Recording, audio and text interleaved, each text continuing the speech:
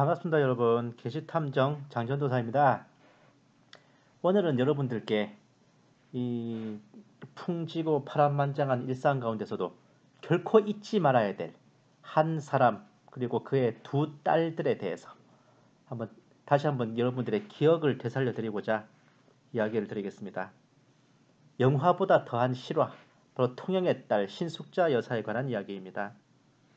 예전에 많은 화제가 됐던 영화 출국이라는 영화가 있었죠. 그것은 실제 사건을 배경으로 한 작품입니다. 그 원래 스토리는 바로 독일 유학생이던 오길란 박사 가족의 월북과 이후 북한 체제의 실상을 깨닫고 오길란 박사가 다시 북한을 탈출하는 과정을 그리고 있는 명작입니다. 그런데 제가 지금도 기억하는 건데, 처음에는 이제 SNS로 이 영화를 꼭 관람하여 달라는 추천글이 나돌더니 별안간, 이 영화는 우파 영화를 가장한 좌빨 영화이니 보지 말라는 내용이 나돌았습니다. 그 첩보가 좌빨들의 겐세이가 아니라 진짜 우파 진영에서 돌린 것이라면 정말 한심스러운 일입니다. 입에 맞는 떡이 흔하지 않아요. 모든 것이 완벽하게 마음에 들 수는 없는 법인데 뭔가 좀 성에 차지하는 부분이 있다고 해서, 표현에 아쉬운 점이 있다고 해서 좌빨 영화 운운하며 보지 말라고 전파를 돌리는 분들은 대체 어느 편입니까? 과거에 패션 오브 카이스트 영화가 나왔을 때도 뉴월드를 홍보하는 일루미나티 영화니 보지 말라는 소리가 나돌았어요. 선 오브 갓 영화가 나왔을 때도 뉴에이지 영화니 보지 말라는 소리가 나돌았어. 진짜 뭘 보지 마라 막 그러는데, 보기 싫으면 혼자 보지 말 것이지 다른 사람들까지 선동하여 귀한 작품들을 못 보게 하는 그 심보가 좆도 참람하다 이겁니다. 이번 출국 영화 같은 경우에도 모두가 한마음이 돼서 성원해야 될 마당에 뭔가 마음에 안 드는 게 있다고 좌빨 영화 운운하고 있으니 이놈의 음모론이 나라를 망치고 국민을 망친다고 하는 게 전년 헛말이 아닙니다. 제독 유학생이던 오길란 박사는 독일에서 경제학을 공부했어요. 부인 신숙자 여사는 간호사로 근무하던 중에 이제 결혼해서 가정을 꾸렸죠. 1985년 겨울 무렵에 오길란 박사는 북한으로 넘어오면 교수직을 주고 당시에 병약했던 부인에게 최상의 진료를 보장하겠다는 북한 측 요원의 말에 미혹되어 부인의 극구 반대에도 불구하고 월북을 해버렸습니다. 가족 동반으로. 하지만 약속했던 것들은 보이스피싱이었죠.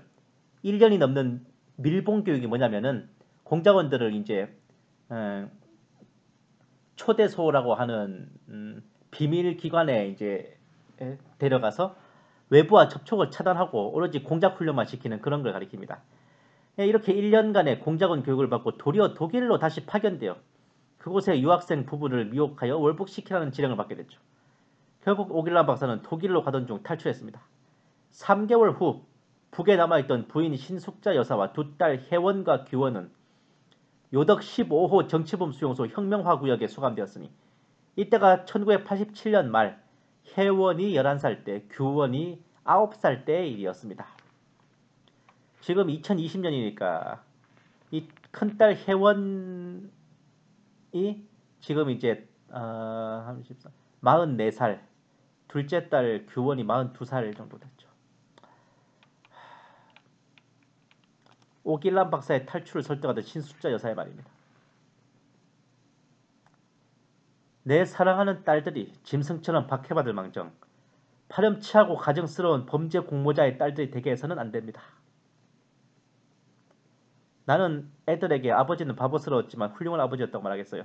그 범죄 공모에 절대 가담하지 말고 도망치세요.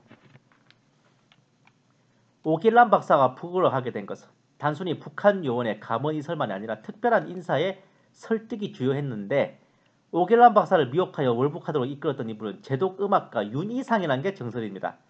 이름만 들어도 참 이상한 사람인데 본인은 1995년에 사망할 때까지 극구 부인했지만 이 사람의 행적을 조금만 살펴보겠습니다. 아이고야, 차마 제 입으로 따라 읽지를 못하겠습니다. 산산조각 나는 듯한, 그냥 산산조각 나지 그랬냐. 아이고야. 주체 88일이 뭐였지? 오미 선상님, 아니 수령님. 아이고야. 필자주 이수자는 윤희상의 부인입니다. 부창부수가 아니라 북창북수야. 참고로 저 주체 몇 년 하는 게 뭐냐면은 김일성이 태어난 날을 이제 원년으로 해서 쓰이는 북한의 연호입니다. 마치 지들이 무슨 왕족도 아니고 말이야. 뭐 주체 몇 년 이런 식으로 이제 표기를 하죠.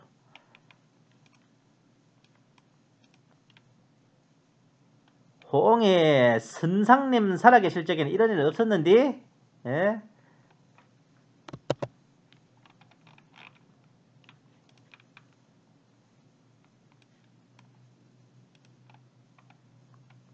북한 발간 음악연구 1990년 2호 윤희상 음악연구소에서 발행한 도서들을 보고 있는 관람자들.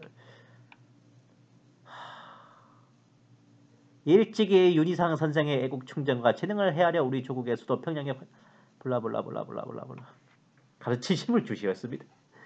경현은 장군님께서는 이번 중국 및 도이칠란드 방문 공연 시에도 우리들에게 크나큰 사랑과 배려를 들려주시고 사업의 구석구석에 이르기까지 구체적인 가르치심을 주시었습니다.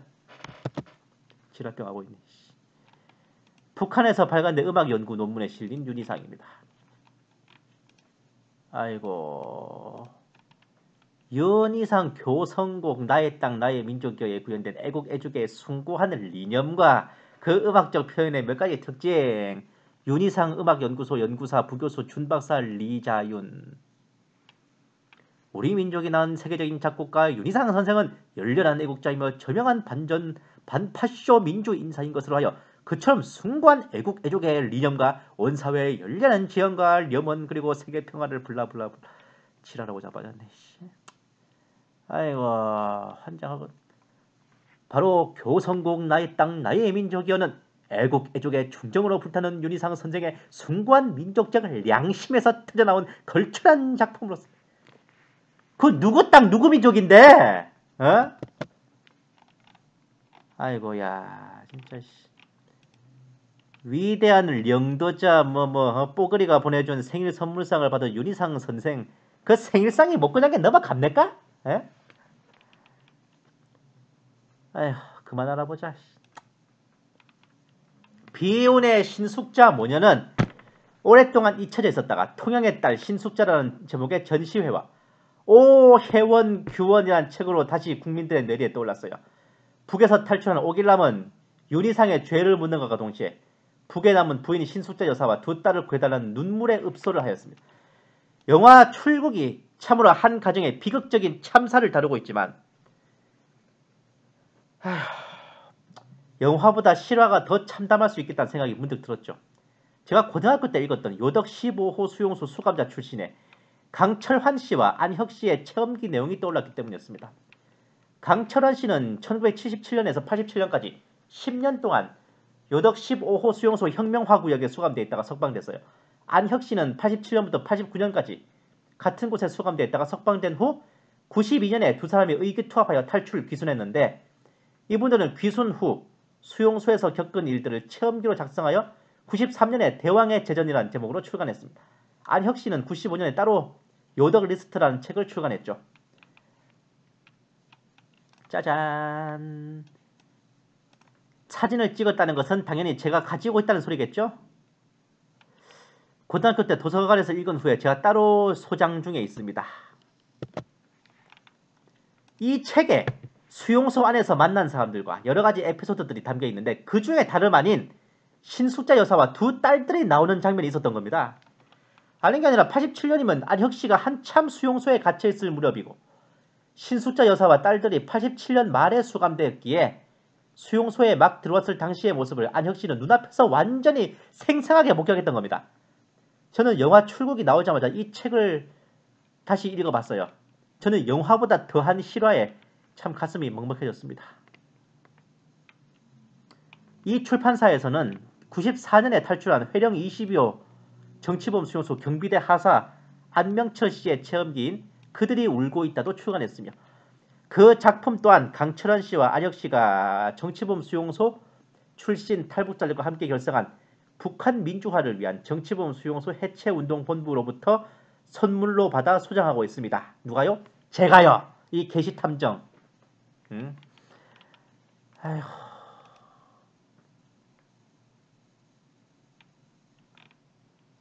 제목처럼 이 요덕 리스트잖아요. 제목이. 말미에는 이제 만난 분들의 명단이 기재되어 있습니다. 그런데 자 여기서부터입니다. 남한 출신 간호사 신숙자. 이 제목에서부터 제가 마음이 미어졌습니다. 거기다가 이분이 갇혀있는 곳이 관리소 구역 중에서도 제일 먹을 것이 없고 제일 살기 힘든 대숙지구라고 하죠.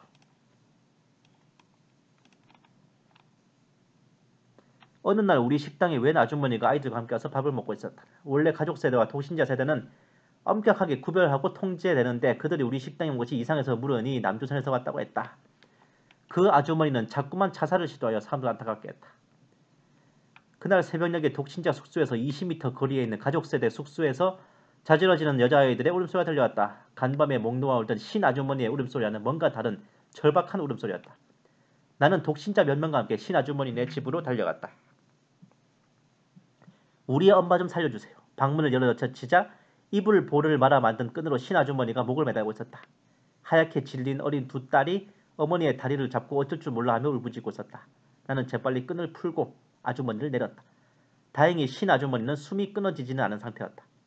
우리는 아주머니를 눕히고 팔다리를 주무르고 물을 입에 떠넣었다. 30분쯤 지나자 의식이 돌아왔는데 자살이 숲으로 돌아갔음을 알고 아주머니는 다시 발버둥 치며 울어서 눈이 퉁퉁 부었다.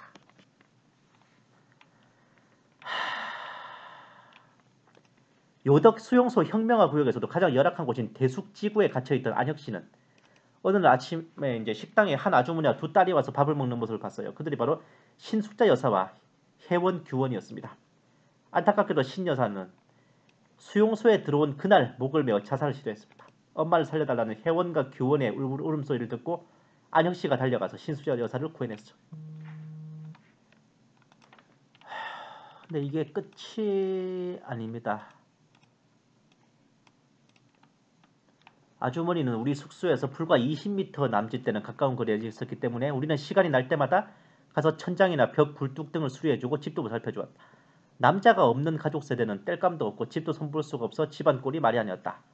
우리는 식당에서 슬쩍 해온 식기와 숟가락 등도 가져다 주었다. 또 한 번은 병원 위쪽에서 부식토 생산을 하고 있는데 짙은 연기가 피어오르나 싶더니 사람 살려요 하는 비명소리가 들려왔다. 신아주머니 집이었다. 뛰어내려가니 아주머니를 지키던 여자가 얼굴이 새파래져 소리치고 있었다. 집 안으로 들어가려 했지만 안으로 잠겨있어 문을 부수어야만 했다. 판자문을 박차고 들어가 보니 방 안은 연기와 불길로 가득 차 있었다. 아주머니가 마른 나무를 모아놓고 불을 지른 채 두 딸을 안고서 불에 타 죽겠다며 웅크리고 앉아있었다. 우리가 불붙은 나무까지부터 정신없이 밖으로 끌어내고 그 새 모녀를 끌어내려자 신아주머니는 안 나가겠다고 몸부림쳤다. 놓아주세요. 이렇게 사느니 죽는 게 나아요. 죽게 내버려 두세요. 머리카락, 얼굴, 손은 다 그을리고 딸들은 거의 실신 상태로 엄마를 부르며 슬피 울었다. 그 광경이 얼지나 애절하던지 이미 메말라버린 독신자들의 가슴에도 촉촉히 눈물이 배어들었다. 신숙자 여사는 안혁씨가 머물던 숙소 바로 옆에 살고 있었기에 안혁씨와 친구들이 틈틈이 이제 도움의 손길을 베풀며 각박한 수용소 생활 속에서도 인정을 보였습니다. 하지만 고통을 견디다 못한 신숙자 여사는 다시 집에 불을 질러 분신자살을 시도했죠.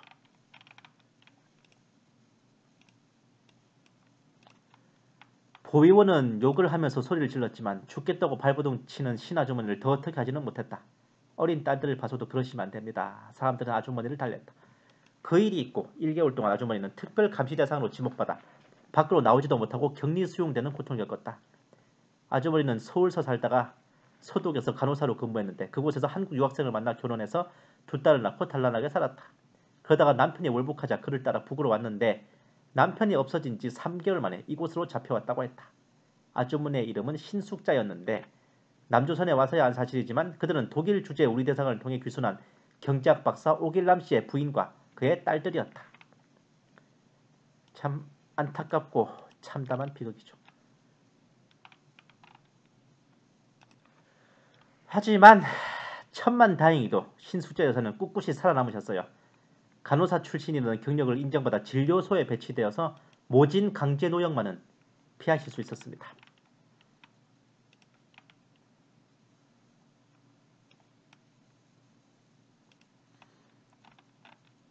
앞부분은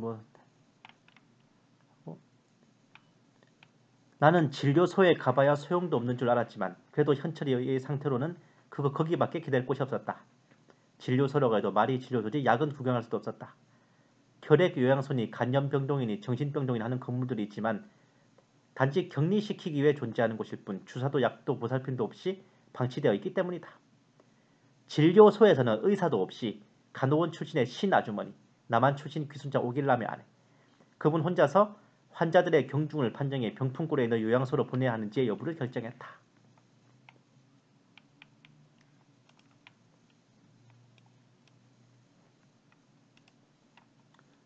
그곳은 요양소라는 말이 무색할 정도로 죽을 때까지 격리하여 방치해두는 무서운 곳이었다. 그곳에 수용되면 거의가 살아 돌아오지 못했다. 이 때문에 수용소 사람들은 진단을 기피하고 차라리 집안에서 신음하다가 가족들 옆에서 죽기를 원했다. 그렇게 있으나 마나한 병원이고 보면 아무리 위급한 일이 닥쳐도 속수무책이었다. 신아주머니는 돌에 깔린 현철이를 더 이상 피가 쏟아지지 않도록 동여매주고는 안절부절을 못했다. 수술을 해야 되는데 급해 시간이 없어. 여러 번 자살 기도를 하기도 했던 신아주머니는 그 즈음 수용소 내 간호원으로 배치되어 조금씩 수용소 생활에 적응해 나가고 있었다. 마음대로 죽지도 못하는 곳이니 살아야지. 아주머니만큼 사람다운 사람은 수용소에서 찾아보기 힘들었다.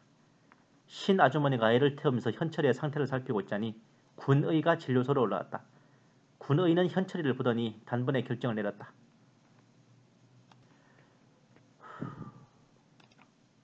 팔을 잘라버려야 되겠구만. 그 말에 신아주머니는 눈이 휘둥그레진 채 군의를 쳐다보았다. 모진 고통과 고초 속에서도 신숫자 여사는 수용소에서 아주머니만큼 사람다운 사람을 찾아보기 힘들었다는 평을 찾을 만치 고결하고 따스한 인성으로 인정받고 계셨습니다.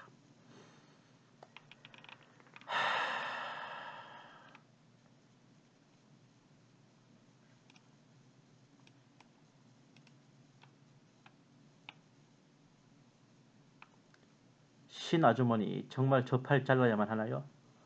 내가 묻자 신아주머니는 말없이 눈물만 주르륵 흘렸다. 그 눈물이 무엇을 뜻하는지는 듣지 않아도 알 것 같았다. 팔 다친 수감자가 결국 약도 주사도 없이 팔을 잘라야 될 상황이 되자 그런 그를 걱정하면서 눈물을 흘리는 신숫자 여사의 모습입니다.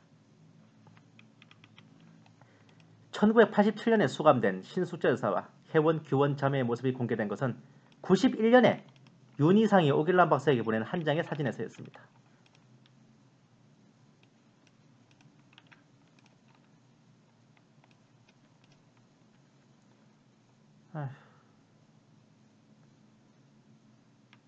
가장 유명한 사진이죠. 이게